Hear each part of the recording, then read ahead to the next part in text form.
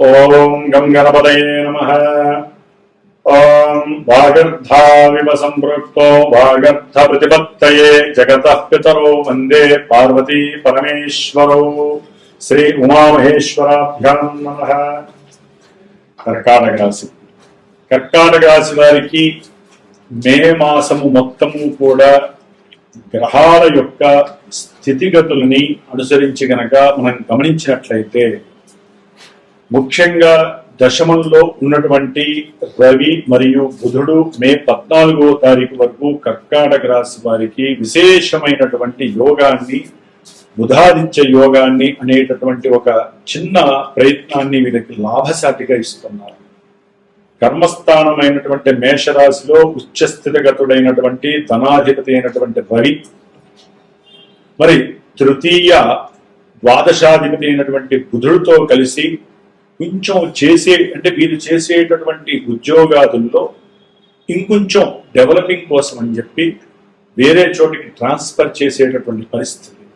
Politicians, పారిశ్రామికవేత్తలు కూడా వ్యాపారంలో కొన్ని మార్పులు చేర్పులు ఉండాల్సినటువంటి దానికన్నా డెవలప్ చేయటం కోసము వారి యొక్క కీర్తిని పెంచుకోవడానికి చేసేటటువంటి మార్పుల్లో విశేషమైనటువంటి కీర్తి, ప్రతిష్ట, ధనము, లాభము అన్నీ కూడా వీరి పంచను వచ్చి చేరుతున్నాయి.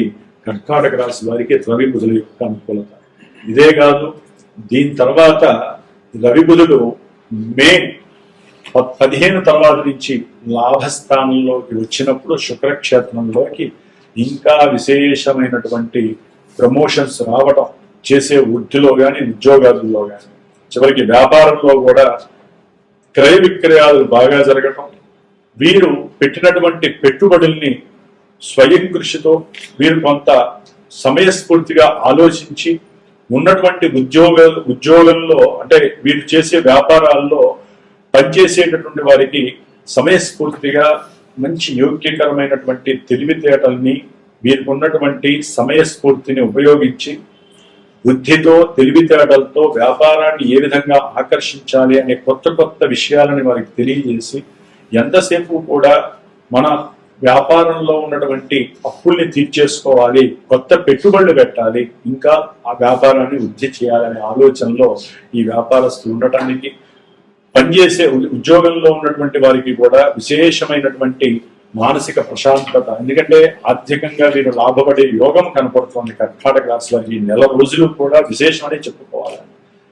ఆత్మస్థైర్యము, బుద్ధిబలం కలగడం వల్ల చాలా విశేషం. అయితే ఏంటంటే కాస్త ఉద్యోగరీత్యా కావచ్చు, బంధువుల యొక్క వివాహాలు, పెళ్లిళ్ళు, గృహప్రవేశాలు ఇలాంటి యొక్క శుభకార్యాల వలన వీరు ఏదైనా కాస్త ధనాన్ని నష్టపోవటము, ప్రయాణాలు చేయటం ద్వారా ఆరోగ్యపరంగా కొన్ని నలతలు ఏర్పడటము అనేటటువంటి జరగడానికి కొన్ని అవకాశాలు ఉన్నాయి.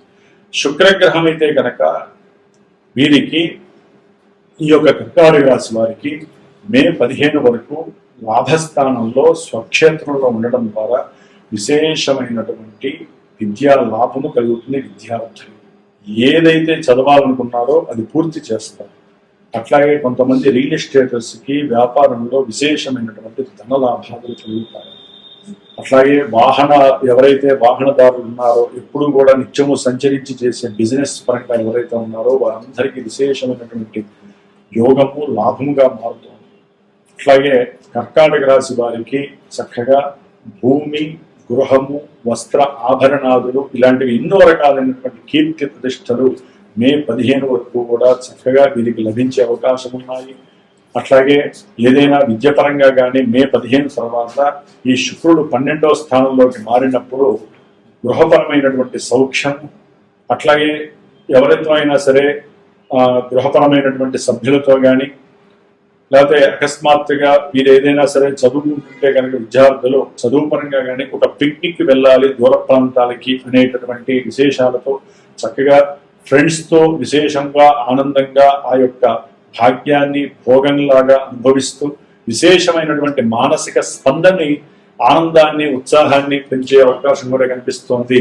అట్లాగే ఈ కర్కాటక రాశి వారు తమ యొక్క పిల్లల యొక్క చదువు పరంగా ఉన్నతమైనటువంటి విద్యాలయాల్లో చదివించాలని, విదేశాలకు పంపించాలని ఒక కోరికతో వారి యొక్క విద్యార్హత కొరకు ఎన్నో రకాలైనటువంటి అప్పులు చేయడం కూడా జరిగే అవకాశం ఉంటుంది. కొంచెం ఆ విషయంలో జాగ్రత్తగా ఉండటం చాలా మంచిది. ఎందుకంటే కర్కాటక రాశి వారికి 12వ స్థానంలో గురుడు ఉండటం, 15 నుంచి శుక్రుడు కూడా కలిసి ఉండటం ద్వారా మరి విద్యార్థులకి విద్యాపరంగా చేసేటటువంటి అప్పుల వలన గృహంలో, కుటుంబంలో మరి ఇబ్బందులు పడేటటువంటి పరిస్థితి కూడా కనిపిస్తుంది. కాబట్టి కొంచెం జాగ్రత్తగా ఉండాలి. అప్పుల బాధ వలన వీరికి కాస్త సౌఖ్యము తప్పటము, అట్లాగే ఏదైనా సరే ఉద్యోగాలకు వెళ్తున్నప్పుడు ఇవే ఆలోచనలు పెట్టడం ద్వారా కొన్ని ప్రమాదాలు జరిగి ధనము వ్యయరూపకంగా ఖర్చే అవకాశాలు ఉంటాయి. ఎందుకంటే కర్కాటక రాశి వారికి అష్టమంలో రాహువు సొంత నక్షత్రంలో ఉండి ఎన్నో కష్టాలను కలుగజేస్తూ ఉంటాడు. అట్లాగే ద్వితీయంలో కేతువు కూడా ఉండటం వలన కుటుంబ పరంగా, ఆర్థికంగా వీరికి ఏది మాట్లాడినా దోషభూయుక్తంగా ఉండటం, కుటుంబం విచ్ఛేదనం కలగటం, ఇలాంటివి ఎన్నో జరగడానికి అవకాశం ఉంటుంది.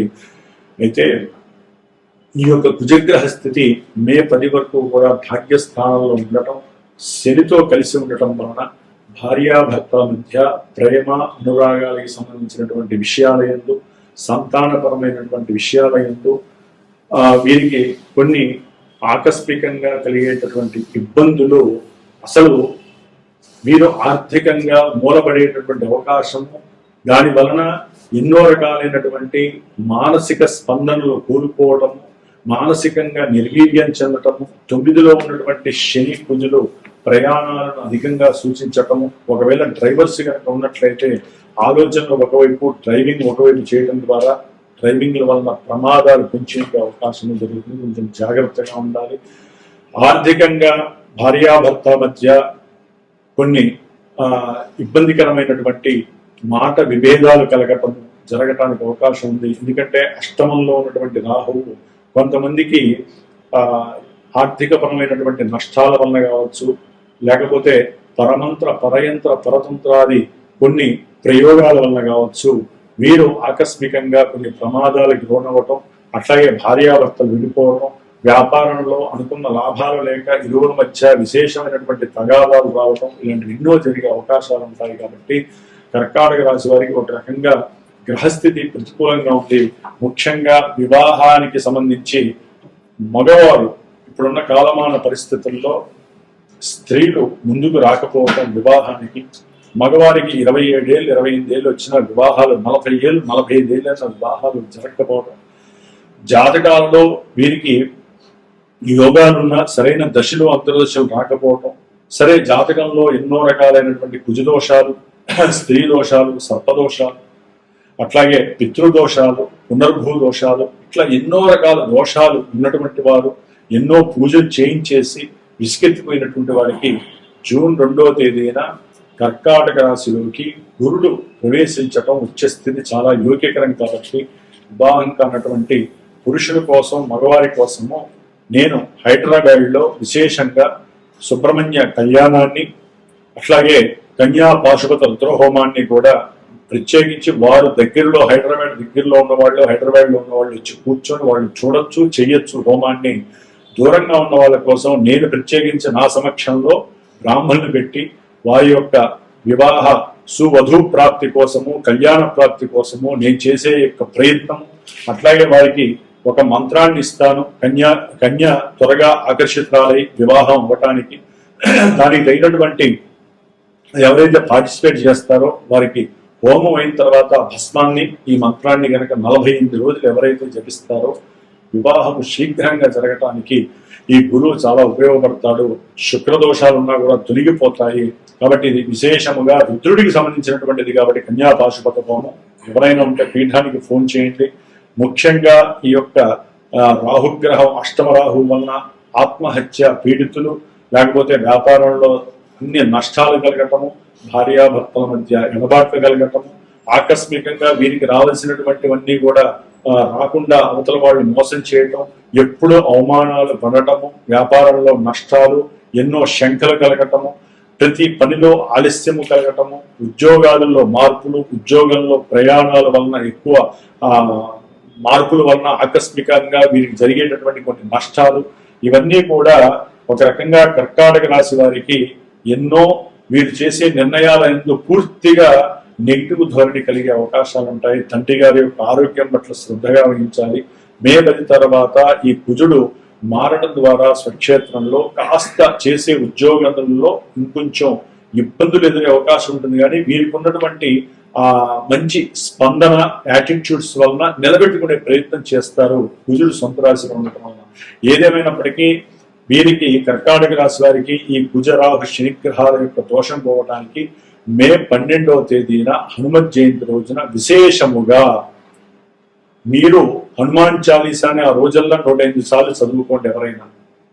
లేదా పీఠంలో ఈ యొక్క 12వ తారీఖున ఎవరైతే ఇబ్బందులు పడుతున్నారో శని దోషాలతో, లేకపోతే ప్రతి పనిలో ఆటంకం జరుగుతున్న వాళ్ళకి, లేకపోతే శత్రువుల వలన కావచ్చు, పరమంత్ర ప్రయోగాలు చేసినటువంటి వాళ్ళకి, భూత ప్రేత విశాచాలు ఆవాహన అయినటువంటి వాళ్ళకి, అసలు ఏది ముట్టుకున్నా దరిద్రం అనిపిస్తున్న వాళ్ళ కోసము, హనుమంతుడి యొక్క అనుగ్రహం కోసము మరి హైదరాబాద్లో ప్రత్యేకించి నేను ఈ మే 12న హనుమంతుడి వారి యొక్క హోమాన్ని సంకల్పించాను. మృత్యుంజయ భాస్వత హోమాన్ని చేస్తున్నాను.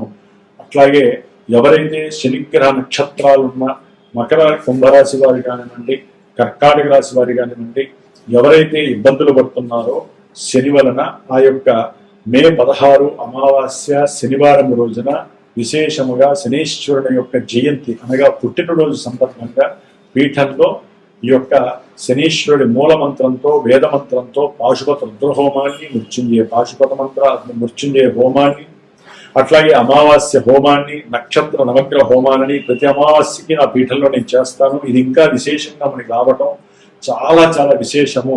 దీన్ని ఎవరు మిస్ కావద్దు.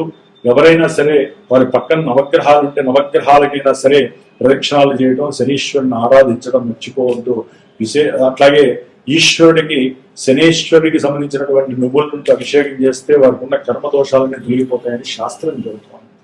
కాబట్టి ఈ కర్కాటక రాశి వారు తప్పకుండా ఈ యొక్క ప్రయత్న కార్యక్రమాలలో పాల్గొనే అవకాశం తీసుకొని మీరు చేయవలసిన ధర్మాన్ని మీరు చేసుకొని, ముఖ్యంగా కొంతమంది అంటారు, గురువు గారు మీరు చెప్పినవన్నీ ఏమీ జరగట్లేదండి, మాకు అన్ని శుభాలు జరుగుతున్నాయి. కొంతమంది లేదండి మీరు శుభాలు చెబుతున్నారు, మాకు ఇబ్బందులు జరుగుతున్నాయని. ఇదే రాశి, ఇదే నక్షత్రాలు జాతకుల వారు దాదాపుగా కొన్ని లక్షల మంది ఉండొచ్చు, కోట్ల మంది ఉండొచ్చు ప్రపంచం మొత్తంలో కూడా. కానీ ప్రతి ఒక్కరూ తల్లి గర్భంలోంచి జన్మించగానే గ్రహాల యొక్క స్థితిగతులు వారికంటూ స్పెషల్గా రాసి పెట్టుంటాయి. ఆ గళ్ళలో కూర్చొని ఉంటారు. అవి చంద్రుడి ద్వారా దశలు అంతర్దశలు జరిగేటప్పుడు ఈ యొక్క టైంలో ఏం జరగాలి, ముఖ్యంగా మనకంటూ మానవ మాతృడికి కొన్ని ఆర్థికపరమైనటువంటి, వివాహపరమైనటువంటి, సంతాన, అట్లాగే గృహయోగాదులు, వాహన యోగాదులు, ఉద్యోగం ఎప్పుడు వస్తుంది, అసలు ఉన్న ఉద్యోగం పోయింది మళ్ళీ ఎప్పుడు వస్తుంది, మాకు ఈ సమస్యలు ఎప్పుడు పోతాయి, ఉన్నట్టుండి వస్తాయండి. అప్పటి వరకు బాగానే ఉంటారు, ఉన్నట్టుండి తట్టుకోలేనటువంటి బాధలు వస్తాయి. అవే దశలు అంతర్దశలు. అవన్నీ గోచారాన్ని బట్టి మనం తెలియటం చాలా కష్టం. జాతకంలో ఏదైతే వైబ్రేట్ అవుతుందో, జాతకంలో ఏదైతే ఈవెంట్ సూచిస్తుందో, గోచారంలో అది టచ్ అవుతుంది. ఆ యొక్క రిఫ్లెక్షన్ అంతా గోచారంలోకి వచ్చి మేము చెప్పేవి కొంతమందికి సెట్ అవుతాయి, కొంతమందికి సెట్ కావు. కాబట్టి ఎవరి జాతకాన్ని వారు సరైన గురువుని ఆశ్రయించండి. ఆ జాతక చక్రాన్ని చక్కగా దశలు అంతర్దశలు విశదీకరించుకొని ఎవరికైతే ఏ విధమైన ఇబ్బందులు ఉన్నాయో తెలుసుకొని దానికి తగ్గ పరిష్కారం చేసుకోవడం వలన మాత్రమే మీకు అనుకూలత కలుగుతాయి. ముఖ్యంగా కర్కాటక రాశి వారు సుబ్రహ్మణ్య ఆరాధన చేయండి. దుర్గాదేవి యొక్క ఆరాధన మీకు అత్యంత శ్రేయోదాయకంగా గుర్తుంచుకోండి. ఓం నమో నారాయణాయ, ఓం దుర్గాయే నమో నమః.